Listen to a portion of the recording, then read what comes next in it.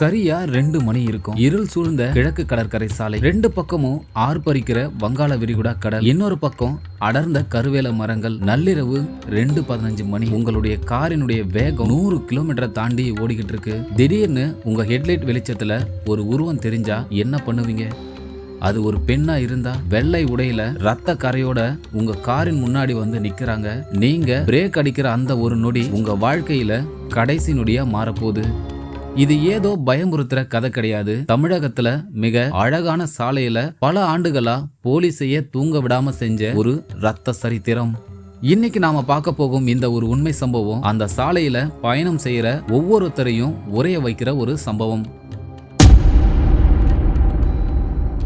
வணக்கம் நண்பர்களே, நீங்க நம்மளுடைய சேனலுக்கு முதல் முறை வரீங்க அப்படின்னா மறக்காம சப்ஸ்கிரைப் பண்ணுங்க. நீங்க சப்ஸ்கிரைப் பண்ணிருப்பீங்கன்னு நினைக்கிறேன். பண்ணாதவங்க சப்ஸ்கிரைப் பண்ணுங்க. இது உங்கள் ரெட் எக்ஸ் தமிழ். வாங்க கதைக்குள்ள போகலாம்.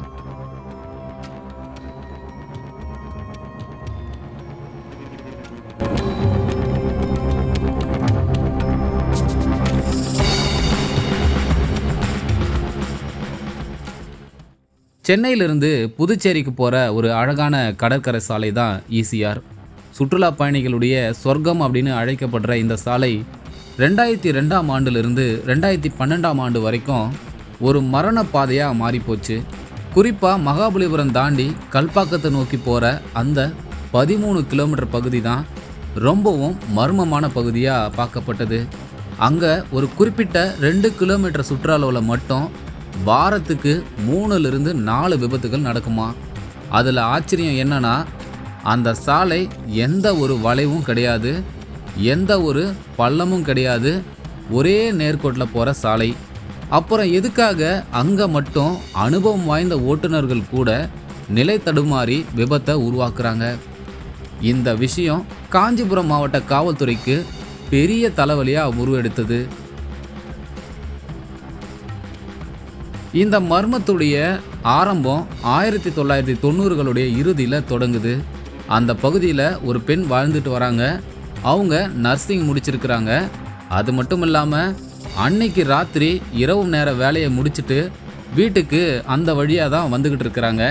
அவங்க வந்துக்கிட்டு இருக்கும்போது வேகமாக வந்த ஒரு அடையாளம் தெரியாத வாகனம் அவங்க மேலே மோதிட்டு அங்கிருந்து நிற்காமல் போயிருக்கு. அந்த பெண் பல மணி நேரம் ரத்த வெள்ளத்தில் அங்கேயே உயிருக்கு போராடிட்டு இருந்திருக்கிறாங்க. அது மட்டும் இல்லாமல் காப்பாற்ற யாருமே வராமல் அந்த இடத்துல அவங்களுடைய உயிர் போயிருக்கு. அதுக்கப்புறம் கொஞ்ச நாள் கழித்து அந்த சாலையை பெருசுப்படுத்துறதுக்காக அரசாங்கம் அங்கிருந்த சில கோவில்களையும் சில பழைய மரங்களையும் வெட்டி தூர போடுறாங்க. அதுக்கப்புறம்தான் அந்த சாலையில் வெள்ளை உடை அணிந்த ஒரு பெண் உலவுவதா பல புகார்கள் வர தொடங்குது. அதாவது அந்த பெண்ணினுடைய ஆவி இன்னைக்கும் அந்த இடத்துல நீதிக்காக போராட்டம் பண்ணிட்டு இருக்கு அப்படின்னு சொல்லப்படுது. அந்த பெண்ணை தாண்டி போறவங்களுக்கு இந்த மாதிரியான விபத்துகளை உருவாக்கி பிரச்சனையை கொடுப்பதாகவும் சொல்லப்படுது. சரி, அந்த பெண் ஏன் வாகனங்களை தடுக்கிறாங்க? விபத்துல தப்பி பிழைச்சவங்க சொன்ன ஒரு சில விஷயங்கள் போலீஸையே அதிர வச்சுது. வண்டி வேகமாக போகும்போது அந்த பெண் சாலை நடுவில் கையை நீட்டி வண்டியை நிறுத்த சொல்கிறாங்க. அவங்களுடைய முகம் தெளிவாக தெரியலை, ஆனால் அவளுடைய கண்கள் மட்டும் நெருப்பு போல இருந்திருக்கு அப்படின்னு சில பேர் சொல்கிறாங்க. அந்த பெண்ணை காப்பாற்றுறதுக்காக டிரைவர் வண்டியை திருப்பும்போது வண்டி கட்டுப்பாட்டை இழந்து அது விபத்துக்குள்ளாகுது. ஒருவேளை அவளை அந்த வண்டி தாண்டி போயிட்டா காரினுடைய ஜன்னல் கண்ணாடியை தட்டுவது போல சில ஓட்டுநர்கள் உணர்ந்ததா சொல்கிறாங்க. இது ஒரு பழிவாங்கும் ஆவியின் செயல் அப்படின்னு மக்கள் நம்பினாலும் பகுத்தறிவு பேசுகிறவங்க இந்த விஷயத்தை ஒளியினுடைய மாயை அப்படின்னு சொல்ல ஆரம்பிக்கிறாங்க. ஆனால் அந்த உயிரிழப்புக்கு யார்கிட்டையும் பதில் கிடையாது. ஜூலை 14, 2006 சனிக்கிழமை ராத்திரி சென்னையிலிருந்து ஒரு பிரபலமான தொழிலதிபருடைய மகன் அவங்களுடைய 3 நண்பர்கள் காரில் புதுச்சேரிக்கு போய்கிட்டு இருக்கிறாங்க. கார் மணிக்கு 110 கிலோமீட்டர் வேகத்தில் வேகமாக போய்கிட்டு இருக்கு. அதிகாலை நேரம் 2:45 மணி. அவங்க அந்த மர்மமான 13வது கிலோமீட்டரை நெருங்குறாங்க. திடீர்னு காரினுடைய ரேடியோவில் ஒரு விதமான இரைச்சல் சத்தம் கேட்குது.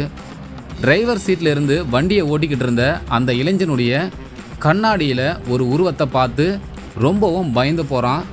கார் பயங்கரமான வேகத்தில் பல்ட்டி அடித்து ஒரு பெரிய புளிய மரத்தில் மோதி ரெண்டாக பிளந்து போகுது. சம்பவ இடத்துல 3 பேர் பலியாகிறாங்க. அங்கிருந்து ஒருத்தர் மட்டும் தப்பி பிழைக்கிறாரு. அவருடைய வாக்கு மூலம்தான் போலீஸையே உரைய வைக்குது. அந்த பெண் காரினுடைய முன்பக்கம் திடீர்னு வந்துட்டாங்க. அவங்களுடைய கால்கள் தரையில் படலை. அவங்க எங்களை பார்த்து சிரித்தாங்க. அந்த சிரிப்பு இன்னும் என்னுடைய கண்ணில். இந்த விபத்துகளெல்லாம் அதிகமாகவே காஞ்சிபுரம் மாவட்ட காவல்துறை ஒரு சிறப்பு புலனாய்வு குழுவை அமைக்கிறாங்க. அவங்க அந்த சாலையில் ஏதேனும் எண்ணெய் கசிவு அப்படி இல்லைன்னா மேக்னெட்டிக் ரியாக்ஷன் இருக்கா அப்படின்ட்டு அந்த இடத்துல ஆய்வு செய்கிறாங்க. ஆனால் சாலையில் அந்த மாதிரியான எந்த ஒரு விஷயமும் இல்லை. விபத்து நடந்த இடத்துக்கு பக்கத்தில் இருந்த சிசிடிவி கேமராவெல்லாம் எடுத்து பார்க்கும்போது ஒரு விசித்திரமான விஷயம் தெரியுது. விபத்து நடக்கிறதுக்கு முன்னாடி அந்த 10 நொடிகள் மட்டும் கேமராவில் எதுவுமே தெரியலை. போலீஸ் நள்ளிரவில் அந்த பகுதியில் துப்பாக்கியோட ரோந்து போகிறாங்க. ஆனால் அவங்க இருக்கும்போது எந்த பெண்ணும் வரதில்லை. அவங்க அங்கேருந்து போனதுக்கப்புறம் சில நிமிடங்களில் மீண்டும் ஒரு விபத்து நடக்குது. போலீஸாரால் ஒரு உருவத்தை கூட அந்த இடத்துல பிடிக்க முடியல. எந்த தடயமும் இல்லை, எந்த கைரேகையும் இல்லை. இந்த விசாரணையில் ஒரு பெரிய அதிர்ச்சியை காத்துக்கிட்டு இருந்தது. 2008ஆம் ஆண்டு ஒரு விபத்தில் தப்பிச்சு வந்த ஒரு டிரைவர் கொடுத்த கேமராவில் ஒரு உருவம் பதிவாயிருக்கு. அந்த உருவத்தை நவீன தொழில்நுட்பத்தை வச்சு ஆய்வு பண்ணுறாங்க. அந்த பெண் அணிந்திருந்த அந்த சீருடை மற்றும் அடையாள அட்டை பல ஆண்டுகளுக்கு முன்னாடி இறந்து போன அந்த பெண்ணினுடையது அப்படின்னு உறுதி செய்கிறாங்க. ஒரு இறந்து போன பெண்ணினுடைய உருவம் எப்படி பல ஆண்டுகள் கழித்து கேமராவில் பதிவானது? இது அறிவியலுக்கே சவால் விடுற ஒரு விஷயமா அமைஞ்சு போனது. இந்த வழக்கில் யாரையும் கைது செய்ய முடியாது அப்படின்னு போலீஸ் உணர்ந்தாங்க.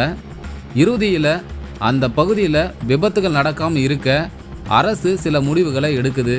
அந்த சாலையில் விபத்து நடக்கிற இடத்துல பெரிய லைட்டிங்கெல்லாம் செட் பண்ணுறாங்க. மேலும் அந்த இடத்துல இருந்த பழைய சிதலமடைஞ்ச சின்ன சின்ன கோவில்களை புதுப்பித்து வழிபாடுகளை நடத்த ஆரம்பிக்கிறாங்க. ஆச்சரியப்படும் விதமாக அதுக்கப்புறம் விபத்துகளுடைய எண்ணிக்கை குறைய ஆரம்பிக்குது. அதனால் இன்னைக்கு வரைக்கும் அந்த இடத்த கடந்து போகிற டிரைவர்கள் பயத்தோடவே வண்டியை ஓட்டுறாங்க அப்படின்னு சொல்லப்படுது. நீதிமன்றத்தில் இந்த விபத்துகள் எல்லாமே தீர்வு காண முடியாத விபத்துகள் அப்படின்னு முடிவெடுக்கிறாங்க. சட்டம் ஆதாரத்தை தேடிச்சு, ஆனால் இயற்கை ஆதாரத்தை கொடுக்கல. அந்த சாலையில் இறந்து போன நூற்றுக்கணக்கான உயிருக்கு இன்னைக்கு வரைக்கும் முழுமையான நீதி கிடைக்கல. உண்மை சில நேரங்களில் கற்பனையை விட பயங்கரமானவையாக இருக்கும். ஈசிஆர் சாலை இன்னைக்கு மிக நவீனமான சாலையாக மாறி இருக்கலாம், 4 வழி சாலையாக கூட மாறி இருக்கலாம். ஆனால் அந்த 13 கிலோமீட்டர் அந்த இடத்துல சிந்தப்பட்ட ரத்தம் இன்னும் அங்கேயே தான் இருக்குது. நீங்கள் அடுத்த முறை அந்த பாதையில் நள்ளிரவில் தனியாக பயணம் செய்யும்போது உங்களுடைய காரின் பின் இருக்கையில் யாராவது இருக்கிறாங்களா அப்படின்னு ஒரு முறை கண்ணாடியை பார்த்து ஓட்டுங்க. ஏன்னா சில ஆத்மாக்கள் இன்னும் பசிக்காக அந்த இடத்துல காத்துக்கிட்டு இருக்கான். இது உண்மை கதை தான்.